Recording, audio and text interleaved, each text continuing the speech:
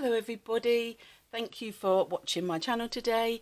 If you're new here, welcome. I hope you would give me a little subscribe if you enjoy this video, and if you're coming back from watching previous videos or already a subscriber, hello again and thank you for continuing to watch. Today I am having a look at these Rosa Gallery paints that I got for Christmas.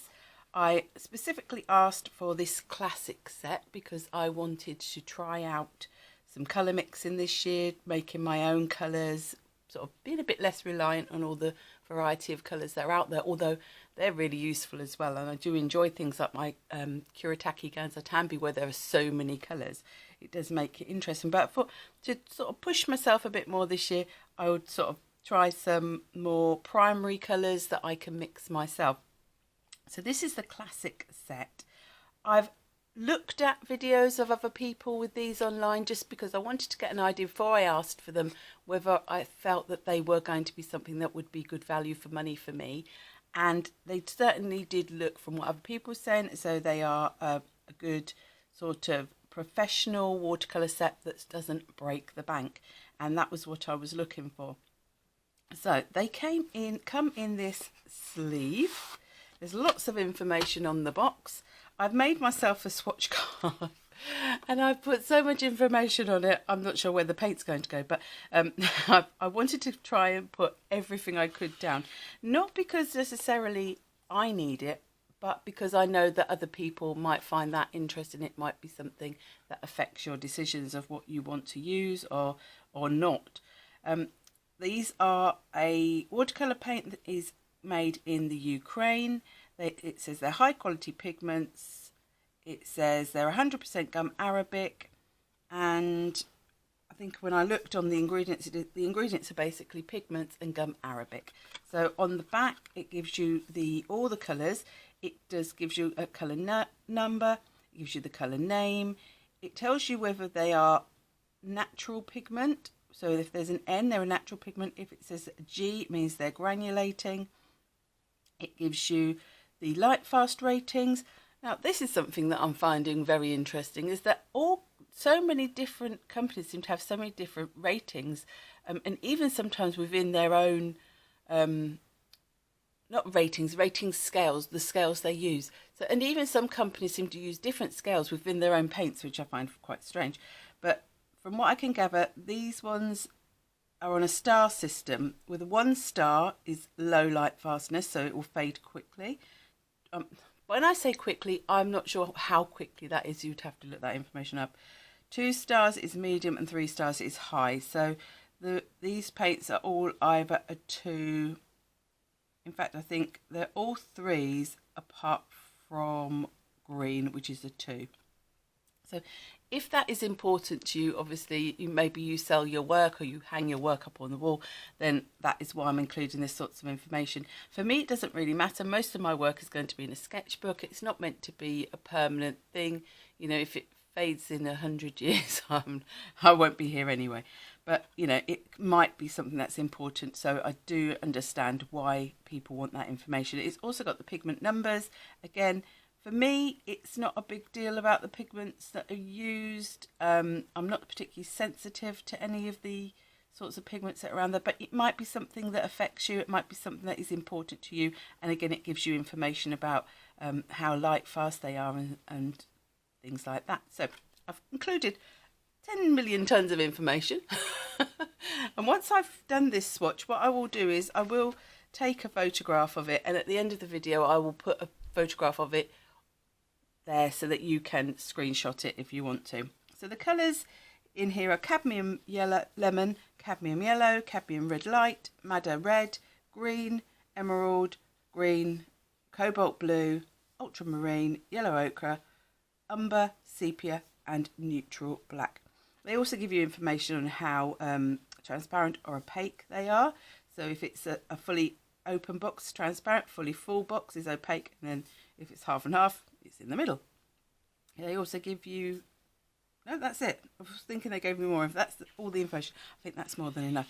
And you get 12 full pans in here of 2.5mm in each pan. So that is the external box. Then they also come in another box inside. just like you to open lots of boxes.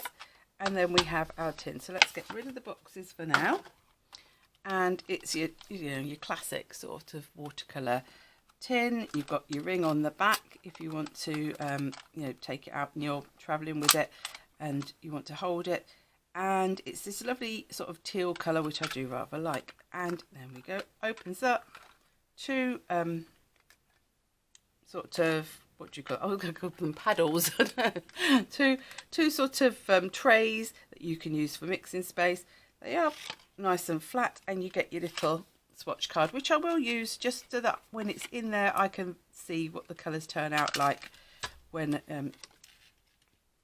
because once you took the packaging off, sometimes it can be a bit tricky to see. Now the card that I have decided to swatch onto is Bockingford, so it's not 100% cotton, but it is really good quality watercolour. I just was trying to, you know, save on using the 100% cotton, and I'm going to use one of my new paintbrushes that if you watched my what I got for Christmas video, you'll see I got some new Princeton Neptune brushes for Christmas, and this is the 3/4 inch flat, what's it called, square wash, which I thought would fit nicely within there. So I've washed all the sizing out and let that dry nicely. And I have also now got this sketchbook, which was one that I was waiting to arrive, and it's a Canson art book. This is Saunders Waterford, who also the place where they make the Bockingford, but whereas the Bockingford is cellulose, as far as I'm aware, the Waterford is 100% cotton. It's 300 grams, and I thought it'd be nice. I don't normally like spiral bound books, to be honest. I don't know why, it's just a thing. But I thought this looked quite a nice book, and it's lovely, got a nice sort of linen fill cover, and I thought this, you know, would be a good one to do some work in this year. So I'm going to be doing some art in that with these paints once they're all been swatched out. So I will put that actually right over to the side so it's not sort of half on the screen. So let's move that aside here. So let's have a little look. So you've got your traditional little grippers, so on your metal bit in the bottom, and this is the pan. Now I have to admit, on Christmas Day I had to get them out, didn't I, just to have a little look. I didn't open them because I did want to do this on a video, but what I found really clever is that you have like little perforations along the side of the wrapper, which means when you unwrap your paint you can take this bit off. Then you can tear that bit off, take that bit off, unless you want to, or actually you can leave those side bits on as well. But what you can then do is leave, on this end it tells you the colour, name and number, and on this end it's got all that other information about light fastness, pigment number, natural, whether it's opaque. And I thought that was a really clever idea, because I'm normally on the pan writing with a Sharpie what the information is, and now that you don't have to do that, I mean, I want to sort of get that bit off there, which is going to annoy me, but there we go. So that is already on there. Now I know sometimes people say about these being sticky. They're not sticky, but it might be where I live. I mean, I'm in the UK. We're not a particularly humid, are we? We're a temperate climate. So we're not particularly hot, we're not particularly cold, we're not particularly anything, we're very much in the middle. So that might be why they are okay. So that will go back in there, and that's the cadmium lemon. So what I will do is I will now unwrap these all, because you don't need to see me unwrap every single colour, and I'll be back with you in a moment. Okay, so that bit's done. One thing I did want to mention, because it wasn't a problem for me, but it could be, I'm guessing, depending on where you live and your climate. Inside the wrapper is this bit of, I think is it like wax paper or tape? I'm going to guess that's to not get to not allow the paint to stick to the wrapper. On all but one of mine, that just came off. It didn't stick to the paint at all. It was fine. But on one, which was I think the alizarin, no, not alizarin crimson, madder red, it had actually stuck to, no it wasn't, it was the cadmium red light. It had actually stuck onto the paint, and so I did have to get my pokey tool and pull that off. But that was the only one it did that on. But just in case you live in maybe a more humid climate or something like that, I think that maybe they'll stick a bit more. Like I say, because where I live, that wasn't really an issue. So I've took all the wrappers off. We've got our swatch card for the going in the tin, which I will do at the same time, and we've got my swatch card. I have got my water. Oops. Let's move that down there a bit. There. I'm going to try them without spritzing them. I'm not going to wet the card over first. I want to see what they're like. Just without having any extra water. So I'll put, this is quite a good first brush. Oh, that's quite nice. I haven't been able to water them out very much there, but because I haven't given myself that much space. But I'm not sure if that's looking green on the camera. Sometimes I look up at the camera monitor bit and it shows it as green rather than yellow. But that is definitely a lovely bright yellow, nice cool yellow. Let's go with this one again.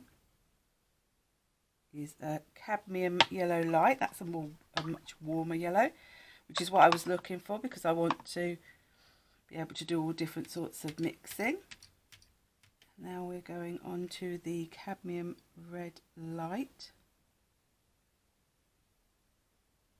So far, they say they're semi-opaque, but actually, well, yeah, there is a little bit on the black line there where you can see that they're not totally transparent, but you know, they're not too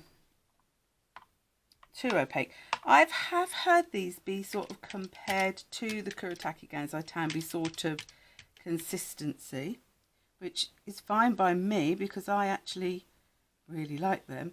Now this one, it says is transparent, and actually yes, straight away you can see that on that black line there's no colour at all forming on there. That is very transparent, lovely colour. So you sort of get a warm and a cool in your yellow, a warm and a cool in your reds. And now we go on to, this is just called green. I feel they've run out of names. It must be so hard sometimes. I mean, I would have thought most of the time you just name them with their actual traditional names. It's easier. This one is also transparent, according to this is the one that is less light fast than all the other colours. If you were to look into the pigments, you could probably, if you know about these things, you would probably know why that is. Emerald green, so this is more with that sort of cooler green. That was more sort of what was to call a more natural green. This one's more of a Wizard of Oz green, isn't it? And that one also is transparent. Have I had any granulating ones yet? Oh, this one is meant to be granulating, but no, so far not really. Right, cobalt blue. I have to say my tray is a bit wibbly wobbly. I don't know whether I need to, not sure why it's wibbly wobblying so much. Let me have a little look. No. Could be a bit irritating, but oops, that's is either a much lighter colour or I didn't get enough pigment on my brush.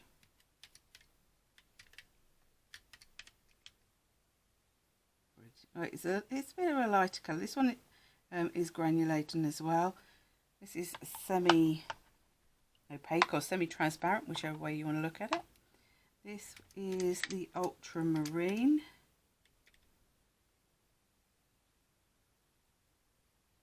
I mean, to be totally honest, this is granulating. I think you can sort of see that straight away. Do you know what I meant to do at the same time? I meant to do this one. I'll do it afterwards now. I'm not a expert in watercolours, so I can just only say sort of how I find them. And to me, they feel really nice, and they're nice and vibrant. They're going down nicely. They're wetting easily. I can only go by what other people say about quality-wise. They weren't too expensive. I'll maybe put a bit more pigment on that one. Browns aren't really... Well, I say that. I was just going to say browns aren't my thing, but I do love rusty effects and vintagey effects, so I suppose they are really. So this one's sepia. I might, well, the umber seems quite weak, but I don't know if that's just how I've put it down. And finally, neutral black. I'm sure there's a reason why it's a neutral black and not just black. Ooh. And you could probably, I can see there, you could probably water that out, get a nice grey, which is what I sort of wanted more than anything. So those are the colours. Obviously at the moment a lot of those are wet, so let's put them to the side so they could be drying. Let's just, because that's on my brush, I just want these as a little reference for in the pan. I'm not worried too much. Let's do them backwards, just so I know when I go to the pan which colours they look like, because you can't always tell when you're looking at a watercolour. That's still quite weak, that one. Oops, put some water on there. I like the yellow ochre. I always call it ochre. Ochre's a vegetable, isn't it? I'm not even going to write the names on here because it's only a set of 12. I am going to be able to remember, I hope, what they are. This is when I should have done this as I went along, but I didn't.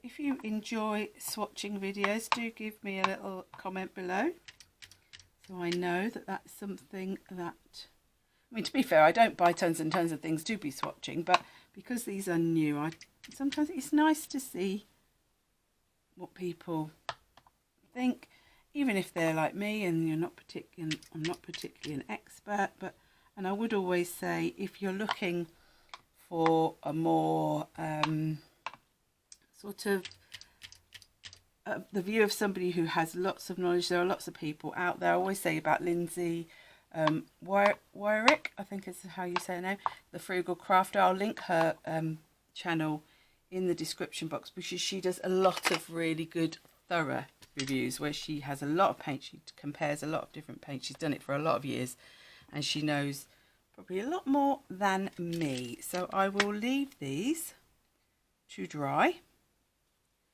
Oops, let me just get rid of that water underneath there. And then we can take another look. I can already see the granulation in the ultramarine. If you like granulation, obviously that's a good thing. If you don't, you like your colours to be nice and smooth, then you might not, that might be something you're not interested in. But I like granulation because I do a lot of abstract, so for me it's ideal. I like the textures. But if you're wanting to paint in a more controlled sort of natural fine art, I say fine art, I don't mean fine art, I mean just more representative way, I would say. It might not be something you want, but then again you might quite like it for skies and seas and things like that. But so far they look really nice to me. That's the only one I can see lots of granulation in. This one doesn't seem to have very much, but we'll see when they dry. So that's now dried, and I thought I would have a little go on some cotton paper, because I realised that I've swatched all out onto the cellulose, and that maybe it'd be interesting to see the reaction on this cardi paper, which is 100% cotton. It is only a very thin paper and it is quite a rough texture, but it's a good one just for playing around on. I've gone through my 3 primaries and identified whether they're cool or warm. So we've got our cadmium lemon, which is cool, our cadmium yellow light, which I've put as warm, cadmium red light as warm, madder red cool, and then cobalt blue cool, and ultramarine warm, to see if we can do a little bit of colour mixing. This is going to be quite rough colour mixing. I'm trying to find a way of getting these all in a place so you can still see them. Let's put them like that.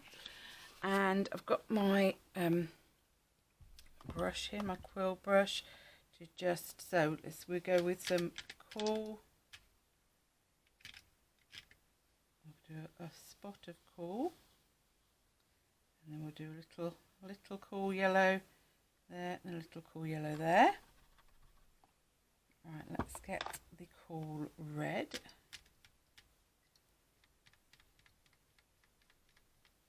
We'll do a spot of cool red, and then we'll mix that. Oh, I think we've overdone the red. Let's add a bit more yellow into that. See what sort of orange we get. That's an okay orange. Sort of not the brightest of oranges, but it's you know, it's quite okay. And then we'll get the cobalt blue.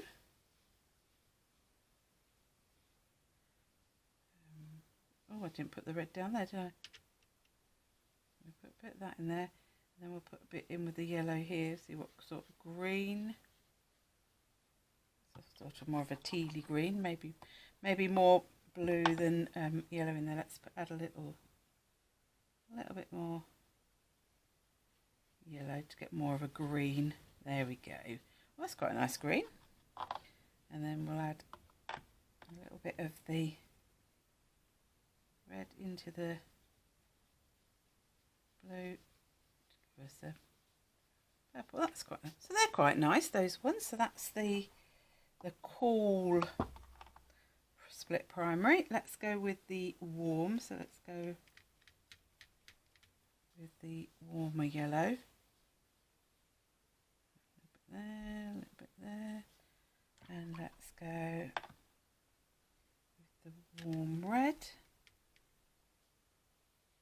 Oh, I've done it in a different order, but never mind.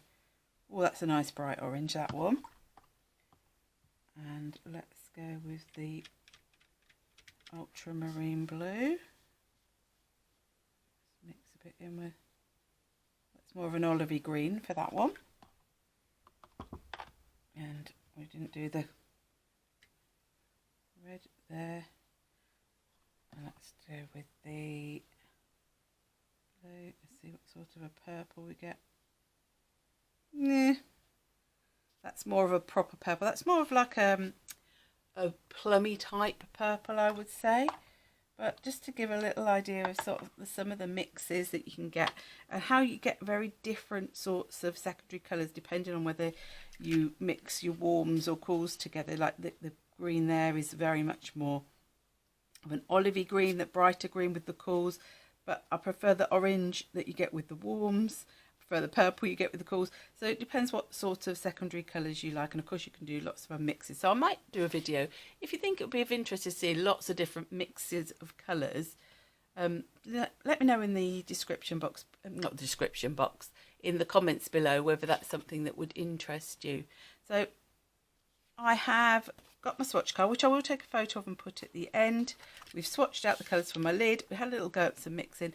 What I will do next is I will make a time-lapse project in my Canson watercolour, Saunders watercolour book, and I will put that on after this bit. So I hope you stick around to watch that part of the video. And again, if you have enjoyed, do please give me a thumbs up. Leave me any comments. I do try and answer all comments.